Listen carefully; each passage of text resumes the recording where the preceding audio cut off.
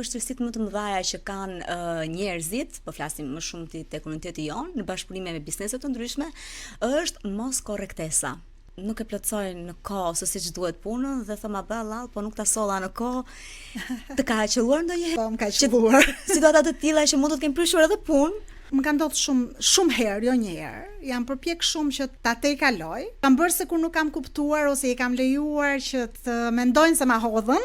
Po kjo më ka bërë më të fortë dhe më ka bërë që të bëj një dallim të fortë mes naivitetit edhe tolerancës. Edhe shpesh ju a them atyre të cilët më kërkojnë hallallin ose justifikohen ose arsyetohen. Shiko, unë nuk mund të jem brenda hallit tënd, brenda problemit tënd, që ta kuptoj deri në çfarë mase është.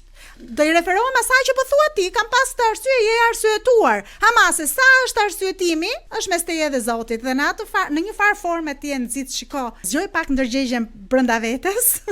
Pastaj kur e shikojnë ata që ti je korrekt gjithkohën, edhe kur mundohen të ta hedhin, ti zgjosh ndërgjegjen dhe ndjen keq me atë që thanë, herën tjetër nuk e bëjnë. Okej,